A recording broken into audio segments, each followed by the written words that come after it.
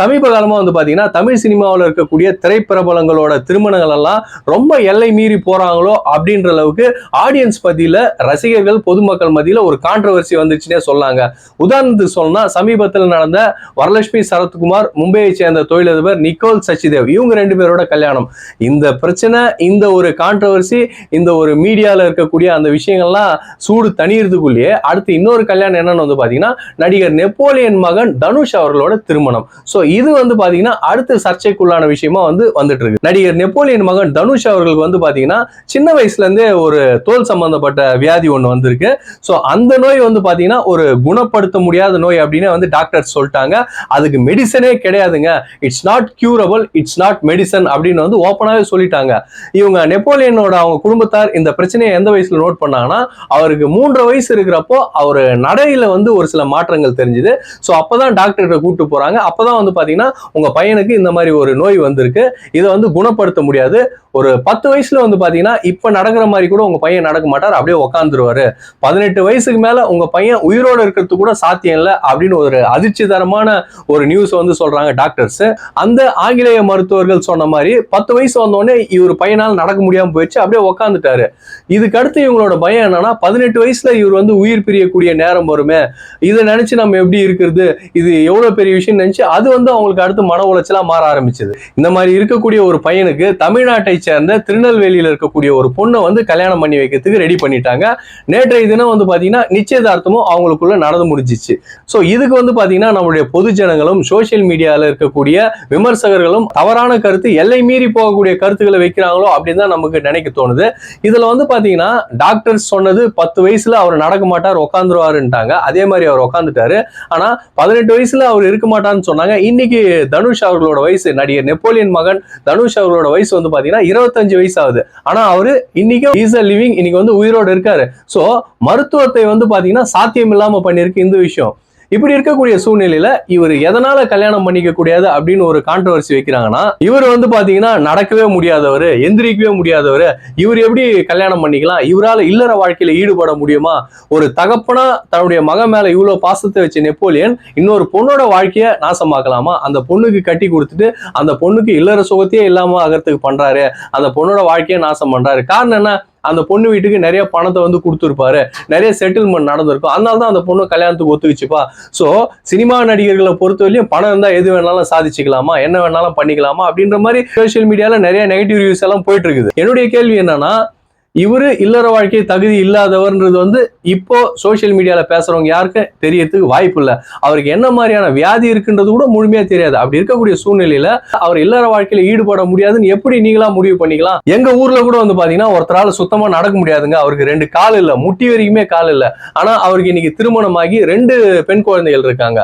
So இவரும் நடிகர் Napoleon அவர்களோட மகனும் வந்து பாத்தீங்கன்னா டாக்டர்ஸ் 18 வயசுல இறந்துருவார்னு சொன்னாங்க. ஆனா இன்னைக்கு அவர் வாழ்ந்துட்டு இருக்காரு.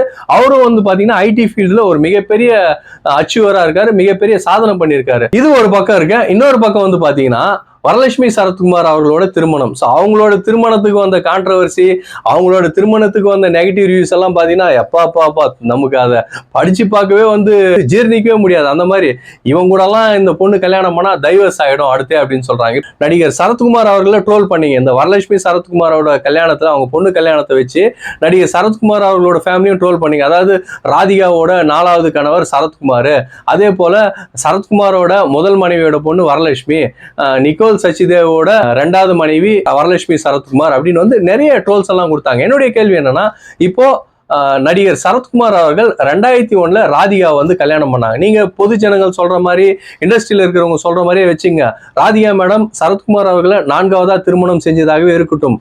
ஆனா சரத்குமார் அவர்கள் 2001 திருமணம் பண்ணது வந்து இன்னைக்கு வரைக்கும் 2024 கிட்டத்தட்ட 23 வருஷமும் 2 பேரும் ஒன்னா தானே சேர்ந்து வாழ்ந்துட்டு இருக்காங்க. அவங்களுக்குள்ள எந்த ஒரு பிரிவினையும் இல்லையே. இன்னைக்கு சொல்றாங்க இல்லையா, நிக்கோல் சச்சிதேவ் வந்து 15 வருஷம் ஒரு பொண்ணு கூட வாழ்ந்தவர், டைவர்ஸ் ஆயிட்டு தனியா இருக்கிறவரு, நாளைக்கு வரலட்சுமி சரத்குமாரையும் டைவர்ஸ் பண்ணுவாங்கன்னு தான் சொல்றாங்க. ஆனா நடிகர் சரத்குமார், ராதிகா இவங்க 2 பேருக்குள்ள இருக்கக்கூடிய இந்த அன்பு, இந்த ஒரு பிணைப்பு, இப்போ இவங்க நினைச்சிருந்தா இவங்க டைவர்ஸ் ஆயிருக்கலாமே. 2001 நடந்த இவங்களோட திருமணம் இன்னைக்கு 2024, கிட்டத்தட்ட 23 வருஷமா 2 பேரும் ஒன்னா வாழ்ந்துட்டு இருந்திருக்காங்க. நல்ல கணவன் மணியா வாழ்ந்துட்டு இருக்காங்க, ஒருத்தருக்கு ஒருத்தர் விட்டு கொடுக்காம வாழ்ந்துட்டு இருக்காங்க. அவ்வளவுதான் வாழ்க்கை. நாளைக்கு நிக்கோல் சச்சிதேவும் வரலட்சுமி சரத்குமாரும் அதே மாதிரி ஒற்றுமையா இருக்க மாட்டாங்க மாட்டாங்கன்னு என்ன நிச்சயம்? அதே போல வரலட்சுமி சரத்குமார் அவருடைய கணவர் நிக்கோல் சச்சிதேவ் அவர்கள் மேல வைக்கக்கூடிய அதிகப்படியான கருத்து என்னன்னா, அவர் என்னங்க மாடு மாதிரி இருக்கிறாரு, அவரு கூட எப்படிங்க இந்த அம்மா குடும்பம் நடத்தும், அவ்வளவு பெருசுக்கிறாருங்கன்னா, அவரு நிக்கோல் சச்சிதேவ் வந்து பாத்தீங்கன்னா ஒரு பாடி பில்டருங்க, அவர் அப்படிதான் இருப்பாரு. அவருடைய தொழில் அந்த மாதிரி, அவருடைய தோற்றமும் அப்படிதான் இருக்கும். வேற எப்படி அவரை நீங்க எதிர்பார்ப்பீங்க? இப்போ ஒரு ஸ்கூல் டீச்சர் இருக்கிறாருன்னா அவர் டீசெண்டா வந்து டக் பண்ணின்னு நல்ல நீட் அண்ட் ஷர்ட் போட்டுன்னு டீசெண்டா தான் ஸ்கூலுக்கு போவாரு. ஸோ அவர் வந்து ஸ்கூல் ஆசிரியர். அவர் வந்து டிஷர்ட் போட்டுன்னு வாயில பீடி வச்சுன்னு போனா நம்ம ஏத்துக்குமா? அது அவருடைய ப்ரொஃபஷனலா? அவர் அப்படிதான் இருப்பாரு. ஒவ்வொருத்தரோட தொழிலை பொறுத்து அவங்களுடைய பாடி அந்த அமைப்பு வந்து வேறுபடும். அதே மாதிரி அவர் வந்து பாத்தீங்கன்னா ஒரு பாடி பில்டர், அவர் அப்படிதான் இருப்பாரு. அவரை நீங்க வேற எப்படி எதிர்பார்க்கறீங்க? இன்னைக்கு நம்ம நடிகர் நெப்போலியன் அவர்களோட மகன் தனுஷ், அவரும் வந்து பாத்தீங்கன்னா எந்திரிச்சு நடக்க முடியாதவர், அவர் எப்படி இல்லற வாழ்க்கைக்கு ஈடுபடுவாரு? அது வந்து நமக்கு எப்படிங்க தெரியும்? அது அவங்க குடும்பத்தை சேர்ந்தவங்களுக்கும் சம்பந்தப்பட்ட மருத்துவருக்கும் தான் தெரியும். சோ அவங்க எதுனா அட்வைஸ் பண்ணிருப்பாங்க, அதன் பேர்ல தான் இவங்க திருமணம் நடத்தி வைப்பாங்களே தவிர வெறுமனே ஒரு பொண்ணோட வாழ்க்கைய கெடுக்கணும் அப்படின்னு தேடி கண்டுபிடிச்சு போய் திருநெல்வேலியில இருந்து ஒரு பொண்ணு எடுத்துட்டு வந்து கட்டி வைப்பாரு நெப்போலியன் அவர்கள். அப்படியெல்லாம் கிடையாதுங்க. சோ என்னைக்குமே வந்து பாத்தீங்கன்னா ஒருத்தருடைய வெளி தோற்றத்தை வச்சு யாருமே நம்ம வந்து மதிப்பிட முடியாது. சோ இப்போ வரலட்சுமி சரத்குமார், நிக்கோல் சச்சிதேவ் அவருடைய திருமணமும் வந்து பாத்தீங்கன்னா எதிர்காலத்துல நல்ல மன வாழ்க்கையாகவும் அமையும் அப்படின்றதா என்னுடைய கருத்து. அதே போல நடிகர் நெப்போலியன் மகன் தனுஷ் அவர்களுடைய திருமண வாழ்க்கையும் நல்லபடியா அமையும் அப்படின்றதாங்க என்னோட கருத்து. வெறுமனே தமிழ் சினிமா நடிகர்கள் கிட்ட அதிகப்படியான பணம் இருக்கு, அதனாலதான் அத்துமீறி இந்த மாதிரி தவறான கல்யாணம் பண்றாங்க அப்படின்றது வந்து பாத்தீங்கன்னா முழுக்க முழுக்க தவறான கருத்து. அவங்கவுங்க கம்ஃபர்டபுள், அவங்கவுங்களுக்கு ஏத்த மாதிரி வரன்கள் அமையுது, அதனால அவங்க கல்யாணம் பண்ணிக்கிறாங்க. இதெல்லாம் ஏன் பெரிதா பேசப்படுதுன்னா, இவங்க வந்து பிரபலங்கள், செலிபிரிட்டிஸ், அதனால இது பிரபலமா பேசப்படுது. இப்ப நம்ம தெருவுலயோ இல்ல நம்ம ஊர்லயோ இந்த மாதிரி இருந்தா அந்த தெருவோட அது முடிஞ்சு போயிடும். தமிழ்நாடு லெவல்ல இது பேசுவாங்களா, இந்தியா லெவல்ல இது பேசுவாங்களா? பேச மாட்டாங்க. சோ இவங்க திரைப்பிரபலங்களாகவும் செலிபிரிட்டிஸாகவும் இருக்கிறதுனால தான் வந்து பாத்தீங்கன்னா இந்த இஷ்யூ எல்லாம் பெரிய இஷ்யூ ஆகுது. சோ அதெல்லாம் இல்லாம அவங்களே ஒரு சாதாரணமா மனிதனா பாருங்க, அவங்களும் நமக்கு ஏத்த மாதிரி நம்மளோட இயல்பான வாழ்க்கையில இருக்கக்கூடிய மனிதர்களா தான் நமக்கு தெரிவாங்க.